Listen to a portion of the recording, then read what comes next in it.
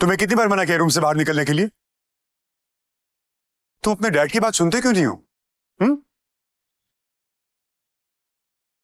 Dad, आखिर मैंने आपको ढूंढ ही लिया।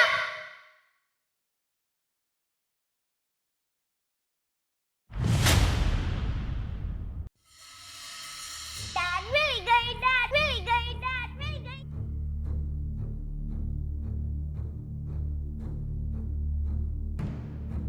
आखिर आर्यन को हो क्या है? इससे पहले तो इसने कभी ऐसा बिहेव नहीं किया था। डैड मिल गई, डैड मिल गई, ये डैड मिल गई। क्या हुआ तुम्हें? तुम ठीक तो हो ना बेटा? हाँ, आज तो मैं बहुत ही ठीक हूँ डैड। रोहित हैरान हो गया था। हमेशा चुपचाप रहने वाले आर्यन को आज हो क्या गया था? इस बच्चे में चेहरे के सिवा कोई गुण नहीं था जो आर्यन से मेल खाता हो। रोहित फिलहाल ऐसा कुछ नहीं करना चाहता था जिससे आर्यन पर कोई स्ट्रेस हो। बेटा रूम में चलें? तुम्हारे खाने का टाइम हो गया ना? तुम्हें भूख भी लगी होगी? हाँ, भूख तो मुझे बहुत लगी है। आज तो मुझे पिज्जा खाना है डैड। आज तक कभी आर्यन ने सामने से कोई चीज की डिमांड नहीं की थी, फिर आज अचानक पिज्जा की डिमांड। रोहित आर्यन को ऐसी कंडीशन में उसे किसी चीज के लिए मना करके उसकी मानसिक स्थिति और बिगाड़ना नहीं चाहता था। हाँ शेफ, हमारे होटल का बेस्ट पिज्जा रेडी करो या हम लोग नीचे आ रहे हैं। सारे रास्ते टैक्सी में अनिका खिड़की के बाहर देखते हुए ये सोच रही थी कि आखिर उसके पापा किस जन्म का बदला ले रहे थे उससे। क्यों उन्होंने अनिका से उसका बेटा छीना? कहाँ होगा उसका बेटा?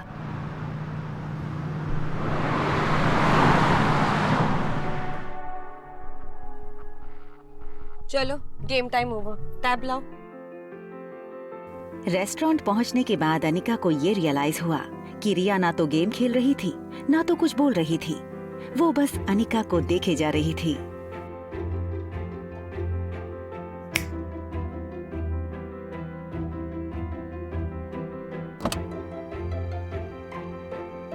चलो आज टेबल मैं चूज करूंगी। रिया ने ऐसा टेबल चुना जहाँ से लिफ्ट का दरवाजा ठीक से दिखाई दे। उसे अपने दोस्त को पहचानना था, ये वाला। जो ब्लैक जीन्स और ब्लैक टी शर्ट पहने लिफ्ट से निकलेगा। नहीं नहीं, आप यहाँ मत बैठिए, वहाँ बैठिए। आर्यन का ऐसा बर्ताव रोहित ने पहले कभी नहीं देखा था।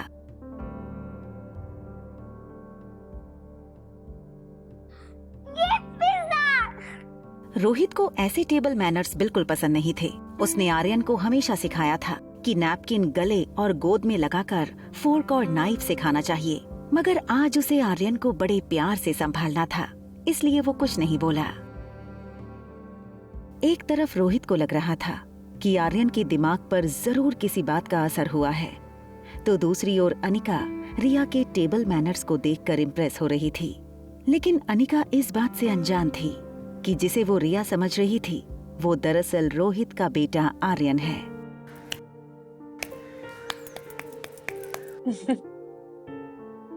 अचानक अनिका की नजर रिया की आंखों पर पड़ी। आर्यन की आंखें हमेशा थकी हुई और कमजोर लगती थीं, इसलिए अनिका ने अपनी पर्स से एक आईना निकाला और आर्यन को दिखाकर बोली, ये तुम्हारी आंखों को क्या हो गया है? ये देखो, ये सारा दिन ना गेम खेल खेल के ही होता है। Why don't you listen to your mom? Mom, I will listen to you. हमेशा बिंदास रहने वाली रिया को इतना शांत देखकर अनिका को उसकी चिंता हुई। अनिका उसके जवाब से संतुष्ट नहीं थी। उसे पता था कोई तो बात है जो हमेशा मस्ती में रहने वाली रिया आज इतनी शांत थी। Is everything all right? अगर सब कुछ ठीक है तो फिर ये आंखें इतनी थकी थकी सी क्यों है? इतनी छोटी सी हो गई हैं। और आज इतने चुप से क्यों हो? I am fine. In fact, आज मैं बहुत खुश हूँ mom. Can I call you mom?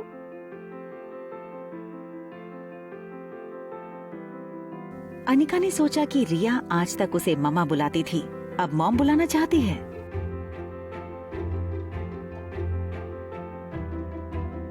तुम मम्मा बोलो या मॉम बोलो, हूँ तो मैं तुम्हारी माँ। सचमुच? I love you, Mom.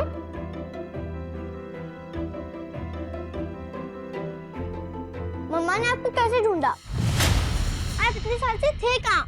ये सब सुनकर रोहित स्तब्ध था और सोच रहा था कि उसके बेटे को आखिर हो क्या गया है। वो क्यों ऐसी अजीब अजीब बातें कर रहा है। मैंने ना इंटरनेट पे एक वीडियो देखा था जिसमें एक लेडी 7 साल के बच्चे को ये यकीन दिलाती है कि पिछले जन्म में वो उसका बेटा था और वो बच्चा अपनी असली माँ को छोड़कर उस लेडी के साथ चला जाता है। वो सामने वाली ब्यूटीफुल सी दीदी, उनसे मिलने के बाद आर्यन का बिहेवियर काफी चेंज हो गया। ना चाहते हुए भी धीरे धीरे उसे सनी की बात सच लग रही थी। कहीं उस अनिका ने आर्यन पर जादू तो नहीं किया। मारवा ग्रुप की 22 कंपनी स्टॉक एक्सचेंज में लिस्टेड थी। मनाली में इंटरनेशनल लेवल की एक आधुनिक मल्टी स्पेशलिटी हॉस्पिटल थी। इतना बड़ा एम्पायर होने के बावजूद रोहित को अपनी पूरी लाइफ 1 सेकंड में फीकी लगने लगी थी। फिलहाल उसके लिए दौलत और शोहरत कोई मायने नहीं रखती थी। मायने रखता था तो बस आर्यन। रोहित आर्यन से अपनी जान से भी ज्यादा प्यार करता था, लेकिन आज अनिका के कारण उसे आर्यन को खोने का डर सता रहा था। रिया अब पिज्जा पर से अपने फेवरेट टॉपिंग्स चुन चुन कर हाथ से निकाल कर खाने लगी। तभी उसका ध्यान सामने बैठे रोहित के मसल्स पर गया। रेगुलर एक्सरसाइज की वजह से रोहित का शरीर फिट था। फ्लैट एब, टोन्ड मसल्स उसके टक्सीडो शर्ट से भी साफ नजर आ रहे थे। रिया ने रोहित के बाइसेप्स देखे और अपने छोटे छोटे हाथों से उसे दबा कर कहा, मैंने जितना सोचा था उससे कई ज्यादा हैंडसम और स्ट्रॉन्ग हो आप। मुझे एक हाथ में उठा के घुमाओ ना, बहुत हो जाएगा। करो करो करो।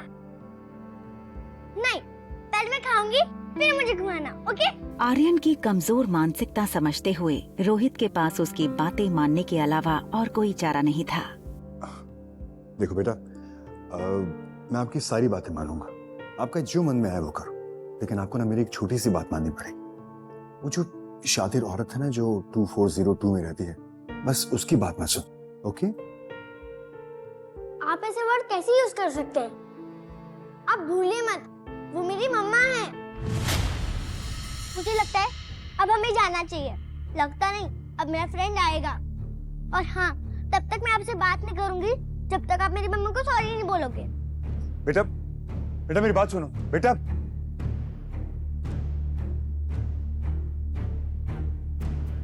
रोहित ने देखा कि आज आर्यन की बातों में, उसकी चाल में एक अलग ही कॉन्फिडेंस था।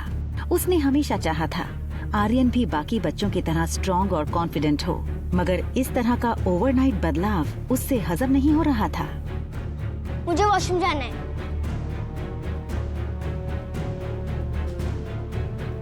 वेट, आप अंदर नहीं आ सकते। आप जानते हैं ना?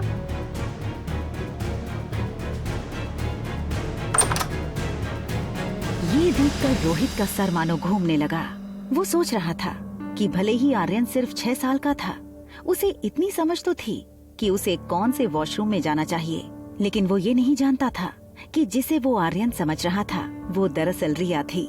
रोहित ने वहीं खड़े खड़े डॉक्टर अग्रवाल को फोन लगाया। डॉक्टर अग्रवाल मारवास की मल्टी स्पेशलिटी हॉस्पिटल के डीन थे। Hello Rohit, how are you? Doctor, I guess Aryan needs a immediate psychological attention.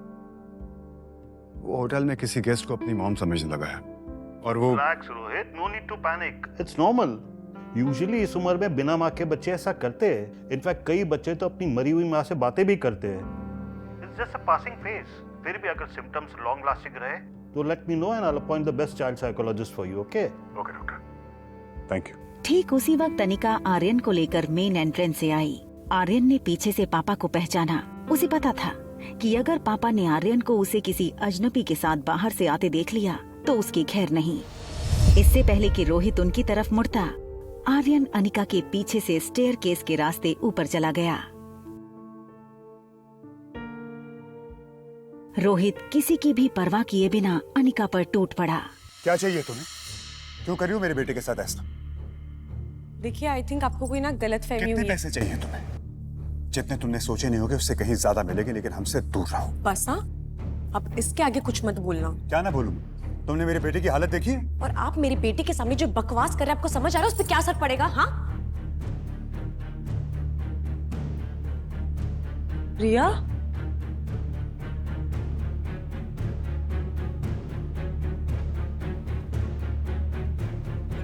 आपने अभी मेरी बेटी को देखा जो अभी मेरे साथ आई थी, वो ब्लैक कलर का? आपने देखा अभी एक छोटी सी लड़की आई थी, ये मेरे साथ साथ में छोटी सी, वो कहाँ चली गई? आपने? रोहित समझ नहीं पा रहा था कि ये सब अनिका का दिखावा था या सचमुच उसकी बच्ची खोई थी। बेहद घबराई अनिका बार बार फोन लगाने लगी। वहाँ आर्यन टॉप फ्लोर पर अपने कमरे का दरवाजा नॉक करने लगा। कुछ देर बाद जब सनी ने दरवाजा खोला तो आर्यन को बाहर देखकर वो यकीन नहीं कर पाया।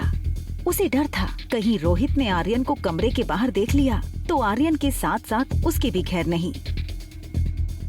अरे तुम बाहर कब गए? मुस्कुराना बंद करो, बताओ मुझे तुम बाहर कब गए? अगर भैया ने तुम्हें देख लिया होगा ना, तुम्हारे साथ जो होगा सो होगा। मैं अपने फोन से हाथ धो बैठूंगा। और अगर मेरा फोन मुझसे छिन गया ना तो तुम्हें मैं नहीं छोड़ूंगा। डैड ने मुझे नहीं देखा, मैं सीढ़ियों से फर्स्ट फ्लोर पे आ गया, फिर लिफ्ट से सीधा यहाँ। पर तुम गए कहाँ थे? पिज्जा खाने।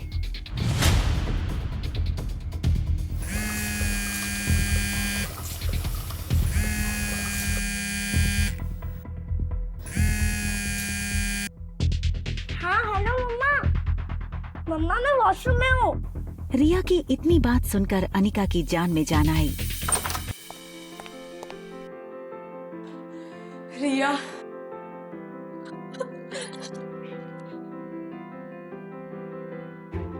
डरा दिया तूने। सारा दिन तू इतनी वेल बिहेव थी और होटल में आती तेरी शैतानी शुरू। आपका पिज्जा बहुत टेस्टी था मम्मा।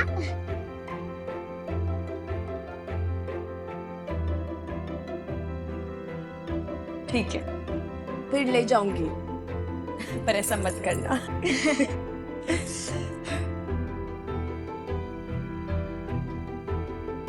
वॉशरूम के सामने एक सर्विस लिफ्ट थी।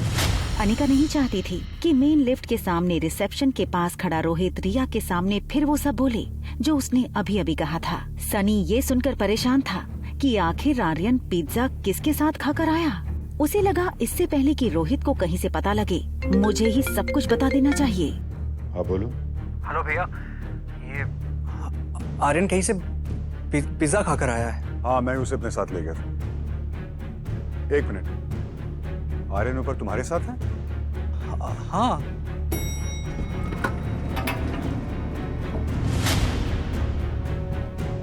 ठीक है मैं ऊपर आता हूँ। ओके।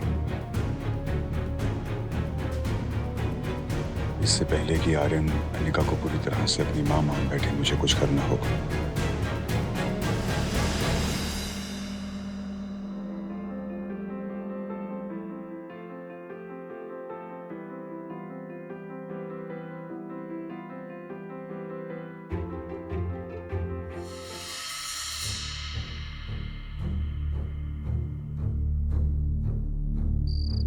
रात के 11 बज चुके थे। अनिका अपने स्वीट के बेडरूम में बेड पर लेट गई। सारे दिन की थकान के बाद अब उसके शरीर की कमजोरी उसकी आंखों में साफ दिखाई दे रही थी। वहाँ बगल में रिया बेड पर लेटी तो थी मगर नींद उससे कोसों दूर थी। रिया की आंखों के सामने बार बार एक ही फिल्म चल रही थी। रिया, मम्मा और डैड घूमने गए हैं और रिया डैड के कंधों पर बैठी है। मम्मा कितना अच्छा होगा ना जब आप और डैड दोनों साथ रहोगे, है ना? अनिका की कच्ची नींद अब गहरी हो चुकी थी, इसलिए उसने रिया की बात नहीं सुनी। रिया ने मम्मा को डिस्टर्ब न करने का सोच के उसे हक कर लिया। अपनी आंखें बंद की, ये सोचकर कि शायद नींद आ जाए। वहाँ आर्यन की भी हालत कुछ वैसी ही थी, खुली आंखें और नींद गायब। आर्यन अपने कमरे में हमेशा डैडी के साथ सोता था, मगर आज उसके साथ थी मॉम के साथ बिताए वक्त की स्वीट मेमोरीज। दोनों बच्चों की आंखों से नींद गायब थी, लेकिन दोनों के पास अब एक उम्मीद थी। ये उम्मीद कि बहुत जल्द हम मम्मा एंड डैडी के बीच सोएंगे।